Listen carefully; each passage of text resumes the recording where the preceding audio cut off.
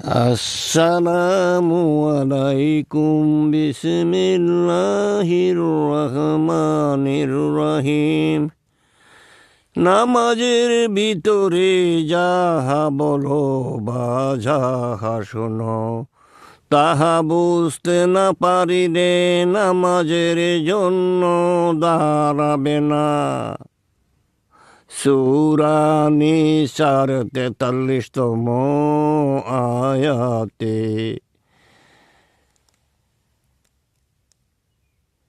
হে যারা যারা আল্লাহর নূর ইচ্ছা করিয়া নিজের হৃদয়ে নিয়া বা নিজের আত্মায় নিয়া অসৎ কর্ম না করিয়া সব সময় সৎ কর্ম করিয়া সত্যবাদী আর সৎ কর্মপরায়ণদের সঙ্গে থাকিয়া নিজের আত্মায় যারা যারা আল্লাহর নূর পাকাপোক্ত করিয়াছ, তোমরা নামাজের মাধ্যমে ধৈর্য সহকারে সাহায্য চাও।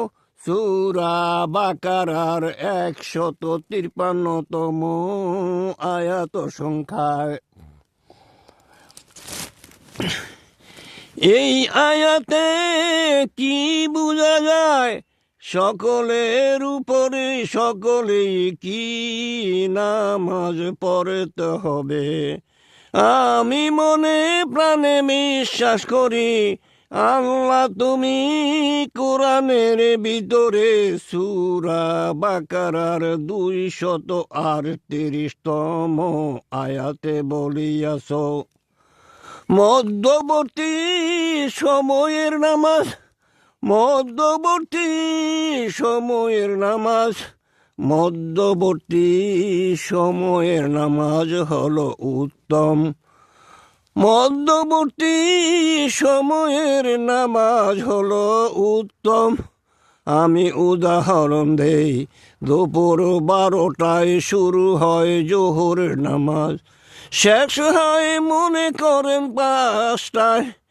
আপনি জোহরের নামাজ পড়তে হবে, আপনি জোহরের নামাজ পড়তে হবে 2টা 25-এ অথবা 14টা 25-এ। আল্লাহকে আমি মনে প্রাণে বিশ্বাস করি আর প্রচারও করি। আল্লাহ তুমি কোরআনের ভিতরে সূরা বাকারার 138তম আয়াতে বলিয়াছ, মধ্যবর্তী সময়ের নামাজ হলো উত্তম। মধ্যবর্তী সময়ের নামাজ হলো উত্তম। অর্থাৎ মাগরিবের নামাজ শুরু 7টায়, শেষ মনে করেন 9টায়। তাহলে মাগরিবে নামাজের উত্তম সময় হলো 7:55-তে। মাগরিবের নামাজের উত্তম সময় হলো 7:55-তে। মাগরিবের নামাজ শুরু মনে করেন 7টায়, শেষ হলো 9টায়। আপনার মধ্যবর্তী সময় হলো 7:55-তে। আল্লাহ আরো বলেন, তোমরা খাইয়া পেটকে ঠান্ডা করিয়া মসজিদে যাবে। তোমরা খাইয়া পেটকে ঠান্ডা করিয়া মসজিদে যাবে। তোমরা খাইয়া পেটকে ঠান্ডা করিয়া মসজিদে যাবে। সূরা আনআমের 31তম আয়াতে। আমরা রোজার সময় করি কি, আজান দিয়া পানি মুখে দিয়াই তাড়াতাড়ি মাগরিবের নামাজটা পড়ে ফেলি। অনেকে হাদিস দেখাইয়া পরেশগারি দেখায়, মাগরিবের সময় কিয়ামত হবে। কেহ কেহ মাগরিবের নামাজ পড়তে পারবে, আরে কেহ কেহ মাগরিবের নামাজ পড়তে পারবে না। আমি তো বিশ্বাস করি, আমি তো বিশ্বাস করি কেমত হবে মুহররম মাসে। আমি তো বিশ্বাস করি কেমত হবে মুহররমের মাসে। আমি তো বিশ্বাস করি কেমত হবে মুহররম মাসে। এই পরেশগারি দেখাইয়া কোনো পরেশগারি দেখাইয়া মিথ্যা বলিয়া নিজেও দোষী হইয়েন না, অন্যকেও ভুল শিখাইবেন না।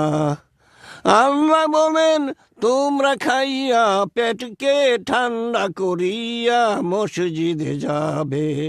জোহরের নামাজ শুরু 12টায়, শেষ হলো 5টা, শেষ হলো 5টায়। আপনি জোহরের নামাজের উত্তম সময় হলো 2টা 25 অথবা 14টা 25। মাগরিবের নামাজ শুরু 7টায়, মনে করেন শেষ হলো 9টায়। আপনি মাগরিবের নামাজের জামাত পড়বেন 7টা 55-তে, 7টা 55-তে অথবা 19টা 55-তে। পরেশগারি দেখাইয়া কোনো লাভে নাই, বরঞ্চ মিথ্যাবাদী হবেন। খাইয়া পেটকে ঠান্ডা করিয়া মসজিদে যাবে। আমি অনুরোধ করছি, ইফতারি করিয়া ধীরে ধীরে আরামে মসজিদে যাবেন। মসজিদে কোনো ইফতারি করতে পারিবে না। এই আয়াতের অর্থ তো ইহাই বুঝা যায়। আল্লাহ সূরা জুমার 9-10তম আয়াতে বলেন, হে যারা যারা আল্লাহর নূরে হৃদয়ে পাকাপোক্ত করিয়াছ, তোমরা জুমার নামাজের শেষে তাড়াতাড়ি রোজগারের জন্য বাহির হইয়া যাবে। যেহেতু কর্মের বিচার হবে, কর্মের বিচার হবে। আপনি শক্তিশালী হইতে হলে স্বাস্থ্যকে ভালো রাখতে হবে, ঠিক মতে খাবার খাইতে হবে। এই জন্যই আল্লাহ প্রাধান্য দিয়েছেন কর্মের, বিচার হবে কর্মের।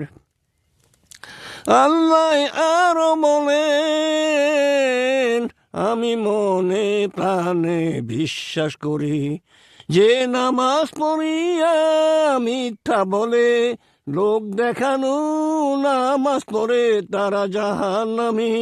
কাউকে নামাজ জন্য জোর করিয়া নিয়ে গেলে 2জনই জাহান্নামী, 2জনই জাহান্নামী। সব জিনিসেরই শর্ত আছে বা উপযুক্ত হইতে হয়। আমি 5 পাশে করেছি, আমাকে যদি এমের বই দেওয়া হয়, আমি তো কিছুই বুঝব না। আমি কৃষক, আমাকে যদি কোনো বই দেওয়া হয়, আমি পড়ালেখা জানি না। আমাকে বই দিলে কোনো কাজ হবে না, আমি তো বই পড়তে পারি না। এই জন্যই আল্লাহ কোরআনে বলেছেন, উপযুক্ত না হইয়া প্রার্থনা করিবে, উপযুক্ত না হইয়া প্রার্থনার ইমামতি করিলে, উপযুক্ত না হইয়া ধর্মীয় শিক্ষকতা করিলে, উপযুক্ত না হইয়া ধর্মীয় বক্তৃতা করিলে, তাদের কাউকে কাউকে চির জাহান্নাম, কাউকে কাউকে জাহান্নামের চেলা বানানো হবে। কাউকে কাউকে জাহান্নামের চেলা বানাইয়া ওই চেলাতে আগুন জ্বালাইয়া ওই আগুন দিয়া জাহান্নাম উদ্বোধন করা হবে।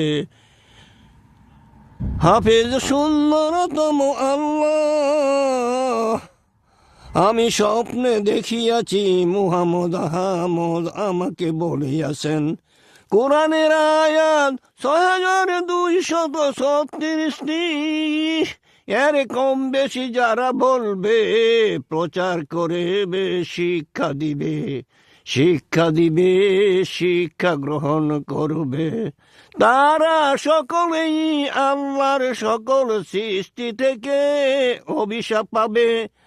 আজকে ১৪০০ বছরের উপর হয়ে গেল কেহই কোরআনের আয়াতটি সঠিকভাবে প্রচার করে না। আমি বিভিন্ন দেশের লোকদের সাথে আলাপ করেছি, মরক্কো, তিউনিস, মালি, লিবিয়া, মিশর, সেনেগাল, সোমালিয়া,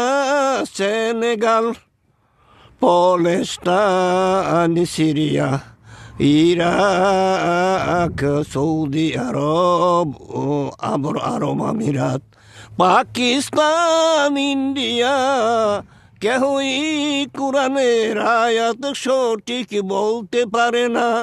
অনেকে বলে এটা সঠিক হইলে কি আর না হইলে কি, কিন্তু তার শরীরের গরমে বলে দিয়েছে। রাসূল মুহাম্মদ আহমদ আমাকে বলেছেন কোরআনের আয়াত ৬,২৩৬টি, কেউ যদি কম বেশি বলবে তাকে আল্লাহর সকল সৃষ্টি তাকে অভিশাপ দিবে। আপনি যদি অভিশাপ পান, নামাজ, রোজা, দান খরচ সব কিছুই গ্রহণ হবে না। আল্লাহ বলেন সঠিক জানো, সঠিকভাবে বলো, সঠিকভাবে করো। আল্লাহ বলেন সঠিকভাবে জানো, সঠিকভাবে করো।